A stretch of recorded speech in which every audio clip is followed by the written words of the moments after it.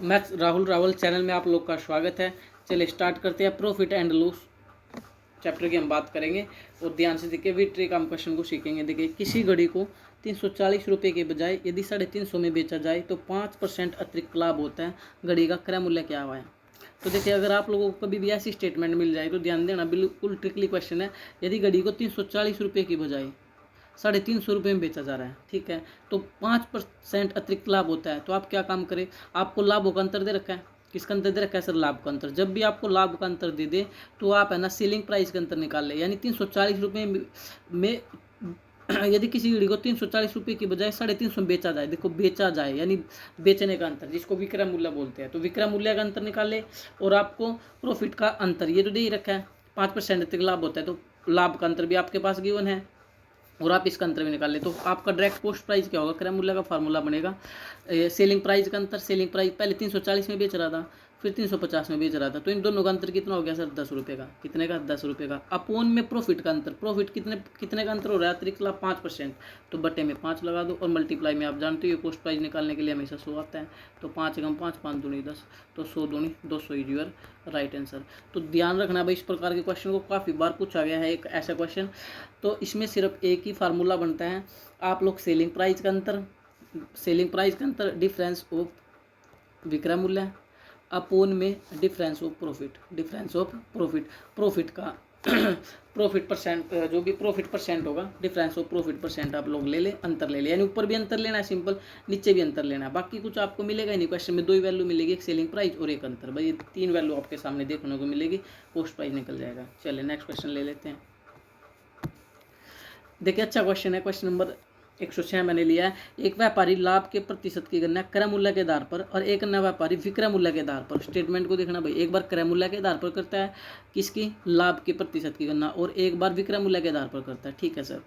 जब उनके विक्रय मूल्य समान है, ये भी इंपॉर्टेंट है, सेलिंग प्राइस इक्वल है, तो उनके वास्तविक लाभों का अंतर 85 रुपये है। जो उनके लाभ हो रहे थे उनका अंतर 85 रुपये है, तथा दोनों 20% लाभ का दावा करते हैं। दोनों क्या बोलते हैं कि 20% लाभ का दावा करते हैं। क्वेश्चन पर आओ। क्वेश्चन बड़ा अच्छा लेवल का है। 20% की फ्रैक्शन बच्चा जानता है सर, 1/5। 1/5 जिसको नहीं पता, 20% हटाओगे बटे 100, 1 0 से 1 0, 2 1 2, 2 5 10, तो 1/5। तो इसका क्या मतलब है सर? 1/5 का मतलब ये है, इसने लाभ के प्रतिशत गणना क्रय मूल्य के आधार पर की थी। किसके आधार पर की थी? क्रय मूल्य के। अब की बार इस 5 को क्रय मूल्य मान लो, कॉस्ट प्राइस, और ये क्रय मूल्य के आधार पर था ये लाभ, तो ये ऊपर वाला लाभ हो जाएगा। यानी मैं आपको ये बताना चाह रहा हूँ, मान लो किसी व्यक्ति ने वस्तु 5 रुपये खरीदी और उस पर 1 का लाभ हुआ, तो कितने रुपये में सेल किया? 6 रुपये में। यही तो होता है सेलिंग प्राइस का मतलब। क्या होता है? Cost price plus profit. आपने कोई पेन 5 रुपये में खरीदा, उस पर 1 का प्रॉफिट लिया, तो आपने सेल 6 रुपये में किया। अब इसी के द्वारा आगे इसने जो गणना की थी वो क्रय मूल्य के आधार पर कर दी। अगली बार गणना किसके आधार पर करनी है सर? विक्रय मूल्य के आधार पर। अब से यही था 1/5 ही। अब की बार विक्रय मूल्य के आधार पर करनी है, तो 5 को मान लो सेलिंग प्राइस और ये 1 था प्रॉफिट। ये 1 क्या था? प्रॉफिट। तो यहाँ पर ये 5 तो क्या आ गया? सेलिंग प्राइस, और 1 का प्रॉफिट। अब बताओ कॉस्ट प्राइस कितना होगा? क्रय मूल्य कितना होगा सर? बिल्कुल 4 रुपये होगा। आप निकाल सकते हो ना। यहाँ पर ध्यान रखना, ये 5 अब की बार कॉस्ट प्राइस नहीं है, क्योंकि विक्रय मूल्य के आधार पर करनी है। विक्रय मूल्य के आधार पर आपको गणना करनी है, तो ये 5 नीचे वाला सेलिंग प्राइस हो जाएगा, विक्रय मूल्य हो जाएगा, और ये ऊपर वाला तो प्रॉफिट गिवन ही था। तो अगर कोई वस्तु आप लोगों ने 5 रुपये में सेल की है और उस पर 1 का प्रॉफिट हुआ है, तो कॉस्ट पर खरीदा कितने में था सर? 4 रुपये में। अब देख लो, 4 में 1 जोड़ो 5। समझ आ रहा है? ठीक है। जिसको नहीं आ रहा है, एक बात बताता हूँ, देखो हमेशा याद रखना, कॉस्ट प्राइस के साथ प्रॉफिट प्लस होता है भाई, ये ध्यान रखना। ये बच्चा जानता है सर, कॉस्ट प्राइस के साथ प्रॉफिट प्लस होता है, कॉस्ट प्राइस के साथ लॉस माइनस होता है। सेलिंग प्राइस उल्टा काम करता है, सेलिंग प्राइस के साथ प्रॉफिट लेस होगा और सेलिंग प्राइस के साथ लॉस प्लस होगा। ये फार्मूले ही है, आप चाहे तो फार्मूले की फॉर्म में कर ले या डायरेक्ट याद कर लो। ये कंसेप्ट यहाँ पर यूज हुआ था, आप लोग देखें, ये रहा। हमें सेलिंग प्राइस गिवन था और हमें प्रॉफिट, तो सेलिंग प्राइस के साथ प्रॉफिट लेस होता है। 6 में से 1 गया 5, तो कॉस्ट प्राइस आ गया था। लेकिन अब इसने आगे क्या बोला? आगे इसने बोला है कि उनके जो,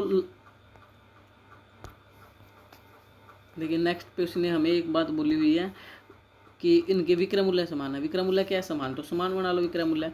यहाँ पर विक्रय मूल्य 6 है, यहाँ पर 5 है, तो आप सभी जानते हैं सर, इसकी मल्टीप्लाई तो 5 से कर दो, एक दूसरे को उल्टे से कर दो, इसकी मल्टीप्लाई 6 से कर दो। तो इसको करोगे तो 5 पंजो 25, 5 पंजो 25 और 5 6 30। इसको करोगे 6 चौका 24 और 6 पंजे 30। 6 पंजे 30। अब देखो यहाँ भी सेलिंग प्राइस 30 आ चुका है, यहाँ भी सेलिंग प्राइस कितना आ चुका है, 30 आ चुका है। लेकिन यहाँ से यहाँ तक जाने में कितने का अंतर है लाभ का। 25 रुपये की वस्तु 30 रुपये में अगर आप बेचोगे तो कितने का लाभ हुआ सर, 5 रुपये का। और 24 रुपये की वस्तु 30 रुपये बेचोगे तो कितने का लाभ हुआ सर, 6 का। तो इनके लाभों का अंतर सर ये क्यों निकाल रहे हो, अरे क्वेश्चन में यही तो गिवन है, उनके वास्तविक लाभों का अंतर 85 है। तो लाभ का अंतर 5 से 6 होने में कितने का अंतर आया, 5 से 6 में सर 1 रुपये का। कितने का आया, 1 रुपये का, 1 रुपये का। अब आप आराम से कर सकते हो। क्वेश्चन में वैल्यू गिवन है 85 रुपये, कितना अंतर है 85। हमारे हिसाब से कितना अंतर आया, 1 का। मल्टीप्लाई में हमसे क्या पूछा, विक्रय मूल्य, प्रत्येक का विक्रय मूल्य। प्रत्येक का विक्रय मूल्य तो 30 रुपये था, तो गुणा कर ही सकते हो आप लोग। 0 5 3 15, 8 3 24 और 1 25, 2550 is your right answer. 2550 is your right answer. तो आपको होपफुली क्वेश्चन समझ आ रहा होगा। क्वेश्चन अच्छा था बिल्कुल, देखिए फ्रैक्शन से 1 सेकंड में हो जाएगा, ज़्यादा समय आपके को नहीं लगेगा, आप कर सकते हैं। बस आपको याद क्या रखना है, 20% की फ्रैक्शन बच्चा जानता है 1/5। उसने बोला एक बार कैलकुलेट कॉस्ट प्राइस पर करना, एक बार सेलिंग प्राइस पर। तो इस 5 को एक बार तो कॉस्ट प्राइस ले लेना और एक बार इस 5 को सेलिंग प्राइस ले लेना, और फिर इनको विक्रय मूल्य जो था उसको समान कर देना। विक्रय मूल्य क्या कर देना, समान कर देता। नेक्स्ट क्वेश्चन लेते हैं, चले आए। किसी वस्तु को 116 रुपये में बेचने पर लाभ, देखिए किसी वस्तु को 116 रुपये में बेचने पर लाभ प्रतिशत उसे 92 रुपये में बेचने की तुलना में 3 गुना होता है। कितना होता है, 3 गुना होता है। तो वस्तु का क्रय मूल्य क्या होगा। अब आप इस क्वेश्चन को अगर देखेंगे ना तो इम्पोर्टेंट है। इम्पोर्टेंट क्यों है, क्योंकि फार्मूला बेस्ड है। मैंने पहले ही बोला था साथ ही फार्मूले से नहीं बचा जा सकता। तो फार्मूले से नहीं बचा जा सकता, तो मैंने तो फार्मूला आपको बता ही दिया था। इसने 116 रुपये में बेचने पर जो लाभ था, अब लाभ का फार्मूला बच्चों को पता होना चाहिए सर। अगर 116 रुपये में बेच रहे हो, यानी आपको सेलिंग प्राइस गिवन है भाई, ध्यान देंगे रे। आपको 116 रुपये में बेचने का मतलब सेलिंग प्राइस गिवन है। देखिए ना, आपको सेलिंग प्राइस की वैल्यू गिवन है 116 रुपये। ओके, नेक्स्ट 92 रुपये में बेचने पर फिर सेलिंग प्राइस गिवन है 92 रुपये, सेलिंग प्राइस गिवन है। अब जिस बच्चे को फार्मूला नहीं आता वो कैसे कर लेगा भाई। सर कैसे, जैसे मैंने बताया कि कॉस्ट प्राइस के साथ प्रॉफिट प्लस होता है, ये आपको या सभी को पता है। और कॉस्ट प्राइस के साथ लॉस हमेशा माइनस होता है, लॉस हमेशा माइनस होता है। सर कैसे, मान लो आप लोगों ने एक पेन 100 रुपये का खरीदा, ठीक है, उस पर प्रॉफिट 5 रुपये का कमाया, तो आप लोगों ने कितने में सेल किया होगा, 105 रुपये में। कितने में क्या होगा, 105 रुपये में। अगर लॉस होता तो माइनस कर देते। लेकिन हमें जो इंपॉर्टेंट याद रखना है वो ये याद रखना है, सेलिंग प्राइस के साथ प्रॉफिट माइनस होता है और सेलिंग प्राइस के साथ लॉस प्लस होता है। ये चीज़ मैं आपको बताना चाह रहा हूँ, ये आपको याद रखना है। ये यहाँ पर एक बार ये प्रॉफिट जो है कॉस्ट प्राइस के साथ हमेशा प्लस, तो सेलिंग प्राइस के साथ हमेशा माइनस। इस फार्मूले का यहाँ यूज होगा। अब जब आप ऐसा करते हैं ना तो यहाँ पर ये सेलिंग प्राइस निकलता है, और जब आप ऐसा करते हैं यहाँ पर ये कॉस्ट प्राइस निकलता है। ठीक है, सेलिंग प्राइस में से जब प्रॉफिट घटाओगे तो फार्मूला कॉस्ट प्राइस का है, और जब कॉस्ट प्राइस में प्रॉफिट जोड़ोगे तो फार्मूला सेलिंग प्राइस का है। चले, इस कंसेप्ट का यहाँ पे यूज होना है, यानी कंसेप्ट बोले या फार्मूला बोले भाई। 8 पेज पर 7 पर आओ। चले, अब आप देख सकते हैं 116 रुपये में बेचने पर जो लाभ था, जो लाभ प्रतिशत था, उसे 92 रुपये में बेचने की तुलना में 3 गुना होता है। कितना होता है, 3 गुना होता है। तो 116 रुपये में बेचने पर, तो हम एक काम कर लेते हैं, सेलिंग प्राइस मान लो 116 रुपये है और कॉस्ट प्राइस को एक्स मान लेते हैं। तो सेलिंग प्राइस में से जब आपने एक्स घटाया, सेलिंग प्राइस में से क्या घटाया, जब आपने कॉस्ट प्राइस घटाया तो हमारा क्या निकला सर, ये सेलिंग प्राइस में से कॉस्ट प्राइस घटाया आप लोगों ने, तो आपका लाभ ही निकला। और इधर आओ, 92 रुपये में बेचने में, 92 रुपये में जब बेचा, 92 रुपये में जब बेचा और इसमें से भी कॉस्ट प्राइस घटाया, इसमें से क्या घटाया, कॉस्ट प्राइस, तो ये इधर भी प्रॉफिट है और इधर भी क्या आ गया आपका प्रॉफिट है। ये प्रॉफिट जो है कितने गुना हो रहा है, बेचने में जो लाभ प्रतिशत है उससे 92 रुपये में बेचने की तुलना में 3 गुना होता है। तो आप इसकी मल्टीप्लाई 3 से कर दो, बस कितना होता है, 3 गुना होता है। क्यों, क्योंकि जब आप सेलिंग प्राइस में से कॉस्ट प्राइस घटाते हो तो ये हमारा क्या निकलता है, प्रॉफिट निकलता है। तो सिंपल इस फार्मूले का यहाँ यूज कर सकते हैं। ये 3 गुना हो रहा है तो 3 से मल्टीप्लाई कर दो, आपका आंसर आ जाएगा। इसमें सिर्फ फार्मूला आपको डायरेक्टली लगाना था। तो 116 माइनस में एक्स, 3 को अंदर भेजो, 3 दूनी 6, 9 तिया 27 बराबर में 3x। तो 216 में से 116 आप घटा सकते हो, बिल्कुल सर घटा दो। तो ये आपका आ जाएगा भाई 0, और ये आपका 7 में से आ गया 1, 110 इक्वल टू 2x बचेगा। इधर कितना बचेगा, 2x आपका बचने वाला है, क्योंकि ये माइनस का 3x इधर आकर के प्लस 3x होगा, तो 2x आपका आ जाएगा 110/2, 110/2। इसको काटोगे तो इसका आधा 55, तो 55 देख लो ऑप्शन में है या नहीं है, 55 रुपये।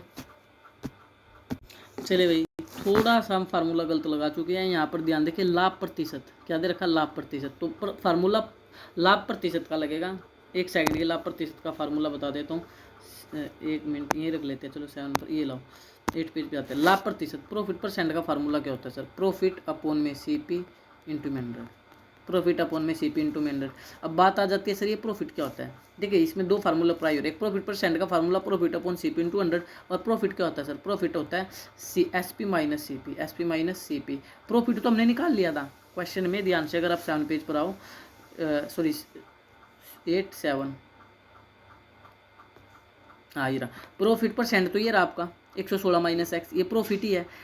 92 माइनस एक्स ये भी प्रॉफिट है, क्योंकि हमने कॉस्ट प्राइस को एक्स मानना था, कॉस्ट प्राइस को क्या मानना था? एक्स मानना था, तो ये भी प्रॉफिट है, इधर भी प्रॉफिट है। हमें निकालना प्रॉफिट परसेंट, तो प्रॉफिट परसेंट का formula profit upon CP, CP क्या था सर? एक्स, इसके बटे में एक्स, और मल्टीप्लाई किससे करेंगे? 100 से, सेम एज इट इज। यहाँ भी आओ, यहाँ भी क्या काम करते हैं आप?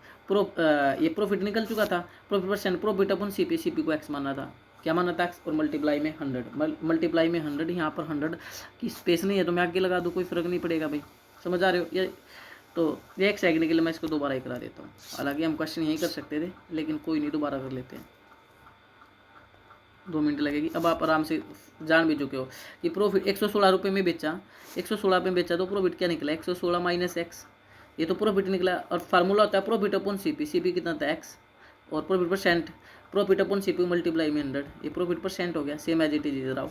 अब ये 92 रुपये में सेल किया, बेचा एक्स रुपये में, तो profit 92 minus x, profit upon CP, CP क्या मानना था हमने? एक्स ही मान रखा है, और मल्टीप्लाई में 100, मल्टीप्लाई में 100। ये तो बात यहाँ तक आ गई। ये इधर भी सर प्रॉफिट परसेंट बना दिया, इधर भी प्रॉफिट परसेंट बना दिया, यहाँ तक बात इतनी है। लेकिन इसको तो करो, इसको तो करो कि बेचने में लाभ प्रतिशत 92 बेचने की तुलना में 3 गुना होता है, यानी 3 से मल्टीप्लाई या तो इधर होगी या इधर होगी। ये 3 गुना जिसके पास लिखा होता है, ध्यान देना है, 3 गुना 92 के पास लिखा हुआ है तो वही मल्टीप्लाई होगी। ये आपकी ट्रिक भी है, 3 गुना जिसके पास लिखा होगा उसकी तरफ ही होगी। या बिल्कुल सिंपल बताऊँ, हमेशा छोटे में चेंज होता है, अगर आप समझ पा रहे हो, छोटे में चेंज होगा। अब अगर आप इस स्टेटमेंट को करोगे, देखो 100 से क्या कैंसिल हो गया? 100 से क्या कैंसिल हो जाएगा आपका? 100 हो जाएगा, और 100 से 100 हो जाने पर, और इसको अगर आप करोगे तो अपोन में एक्स पड़ा, अपोन में एक्स पड़ा दोनों के, एक्स से क्या कैंसिल हो जाएगा? एक्स, एक्स से क्या कैंसिल हो जाएगा? एक्स। तो इसको आप कर दो भाई मल्टीप्लाई 100, और ये 3 से आप करोगे तो वैसे हो जाना चाहिए एक्स से एक्स, 100 से 100, क्योंकि रिलेशन क्या बना हुआ है? मल्टीप्लाई बना हुआ है। तो ये तो बचा 116 माइनस एक्स, 116 माइनस एक्स। अगर आप इसको सोल्व करोगे, 116 माइनस एक्स, इसको सोल्व करना भाई, 3 दूनी 6, 9 तिया 27, 276 माइनस के 3x, बात तो वहीं आएगी। तो 116 276 माइनस 216 कर दो, 276 माइनस 116 कर दो, और 3x, 276 माइनस 116 हो गया, इधर 3x minus x, 3x minus x, तो ये घटाओ 0, 7 में 6 गया, 7 में से 6 एक गया 6, 60, और इधर 2x, 2 में से एक गया 160, और 3x में से x गया 2x। अब यहाँ से x निकाल लो आप, 160 मल्टीप्लाई का 2, ये डिवाइड में आएगा 2, 2 से काटोगे तो 80, 80 इज योर राइट आंसर। यही आपसे पूछ रहा था कि कॉस्ट प्राइस बताओ, तो x की हमने क्या माना था? कॉस्ट प्राइस, ये रहा x कॉस्ट प्राइस माना था, 80 is your right answer. Hopefully आपको क्वेश्चन समझ आया होगा। जय हिंद, जय भारत।